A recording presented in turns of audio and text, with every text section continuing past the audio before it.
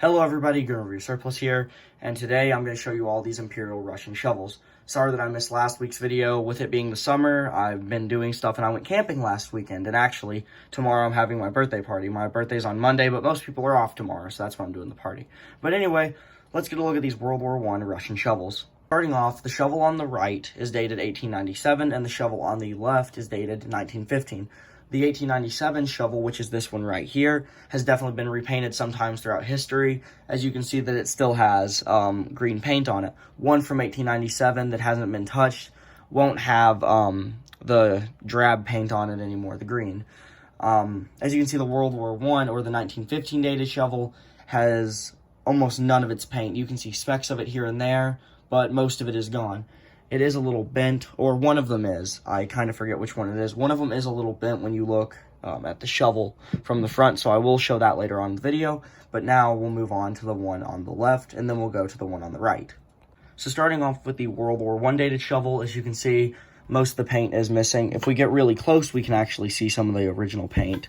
Like on this side, mainly, it has most of its, some of its paint still on there. I did say most of it, but not really.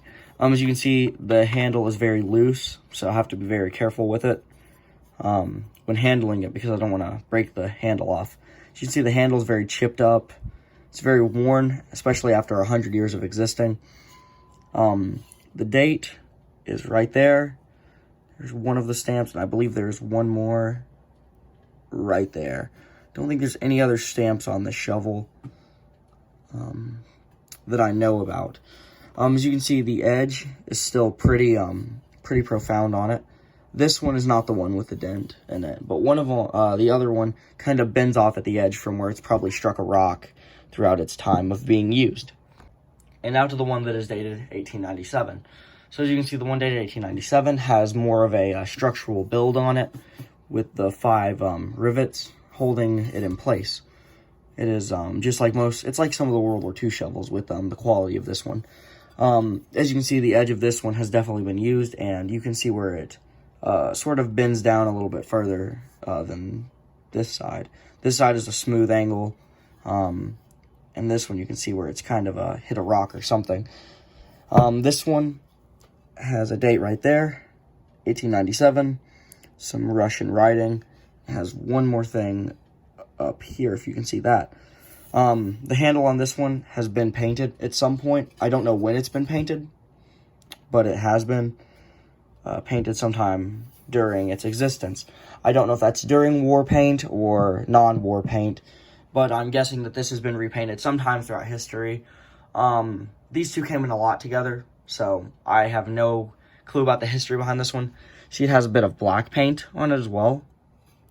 But I thought this one was pretty interesting as well with the age that's on it. But this one was probably used during World War I as well, as it's not too far, too far ahead of the World War I dates, I guess you could say.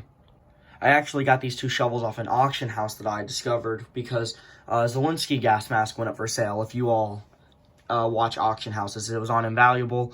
There was a World War I Zelensky helmet still attached to its filter that came up for sale. The mask went for $3,000, and I watched that whole auction. And I only got a few things from it because nothing really caught my eye too much that I was really interested in. But these two didn't go up too high, so I was actually very happy to get these. As you can see, the 1897 one is actually shorter than the World War I one. I kind of forgot to do a pan over of them because I don't really buy a lot of trench tools and stuff. But these are definitely two very cool parts of history, especially since they're World War I Russian shovels. Just adds on to the World War I Russian collection that I'm growing. Hopefully we'll have some more World War I Russian stuff in the future.